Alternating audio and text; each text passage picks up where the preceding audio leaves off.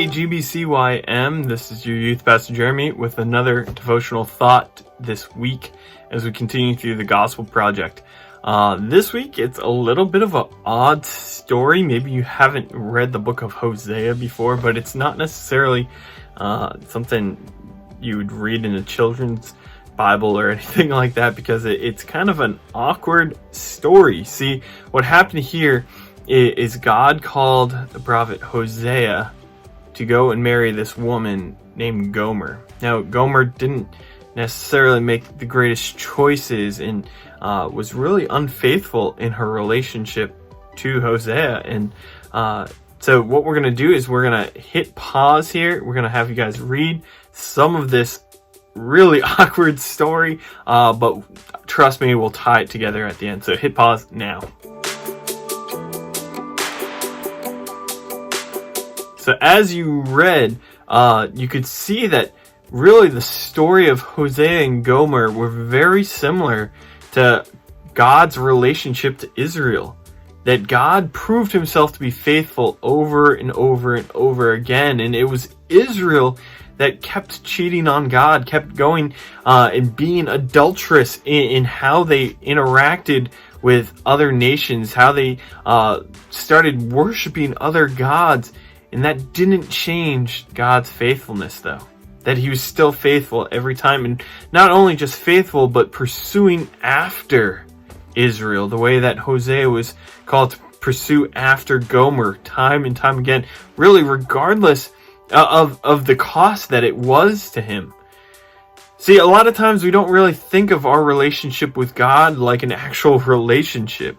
We say, God, I love you, I know you love me, but you know, if I go and do this other thing, if I cheat on you, it's not really that big of a deal. But when we think of it in terms of dating a relationship, or even better yet, a marriage, it's like, how could you do that to someone that you say that you love?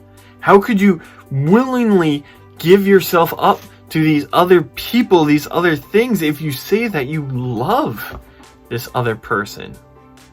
But then again, when it's with God, it's like, oh, it's not that big of a deal. God will forgive me. You know, God will always be there, so it's not that big of a deal if I just do those other things. Or, yeah, I know God loves me, so maybe later in life I'll do things with God. But right now I want to be selfish. I want to seek after my own pleasures. I want to really do what excites me and not really put effort into my relationship with God. When we say that out loud, it sounds disgusting. It sounds so hurtful. So it's really this attitude change, and the story of Hosea really spells it out great for us, that is how we should view it. That is how we should treat our relationship with God.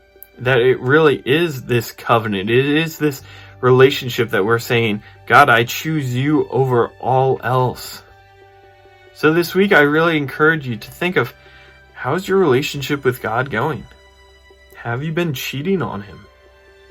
Do you need to confess that? Do you need to come before God and be like, God, I'm so sorry? The great thing is, God will forgive you. God will just welcome you back with loving arms. But that doesn't mean you should go back out and do those things again.